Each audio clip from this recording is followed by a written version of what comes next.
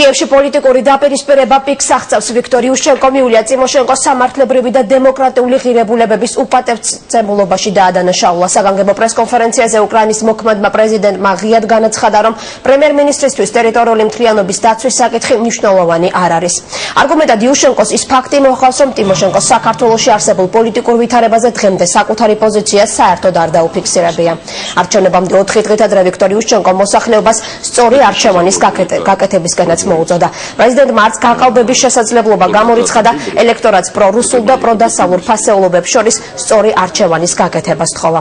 საპრეზიდენტო არჩევნები უკრაინაში 17 იანვარს გაიმართება. მოსახლეობამ არჩევანი მოქმედ პრეზიდენტ იუშენკოს, პრემიერ-მინისტრი იულია წიმოშენკოსა და პარტია რეგიონების ლიდერ ვიქტორ იანუკოვიჩს შორის უნდა გააკეთოს. არჩევნების შედეგებს მთავარ საფრთხეს იულია ტიმოშენკო უქმნის.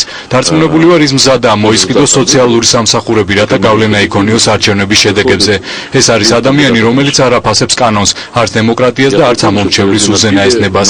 თუ არჩევნების პირველ ტურში ვერ გამონახავთ არგუმენტს, რომ ხარი მე დამიჭიროთ, ესე იგი თქვენ კრემლის პროექტს ემხრობით, რომელსაც იანუკოვიჩი როგორც პრეზიდენტი და ტიმოშენკო როგორც პრემიერ-მინისტრი გაატარებენ.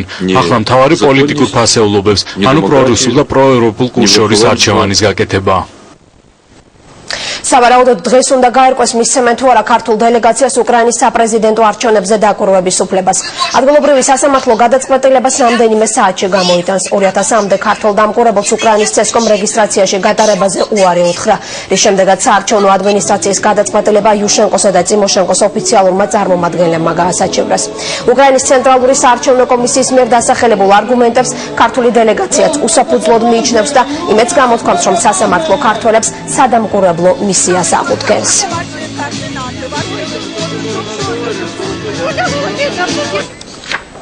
უკრაინის ცესკოს გადაწყვეტილებას რადას დეპუტატებიც აპროტესტებენ. საპრეზიდენტო არჩევნებზე ქართული დამკვირვებლების არ დაშვება პოლიტიკური გადაწყვეტილება და რაიმე პროცედურულ დარღვევასთან არაფერი აქვს საერთო. განცხადება უკრაინის რადას საგარეო ურთიერთობათა კომიტეტის თავმჯდომარემ ოლეგ ბელოუსმა უკრაინულ მედიასთან საუბრისას გააკეთა. დეპუტატი ქართული დამკვირვებლებისთვის უარის თქმის მიზეზად უკრაინის ცესკოს შემადგენლობას ასახელებს და მომხდარ საერთაშორისო დიპლომატიურ სკანდალად აფასებს. რადას წევრი ამბობს, რომ ცესკოს წევრთა უმრავლესობა ვიქტორ იანუკოვიჩის რეგიონების პარტიის წევრები არიან და სწორედ ამ ფაქტმა გამოიწვია ქართული დამკვირვებლებისთვის უარის თქმა.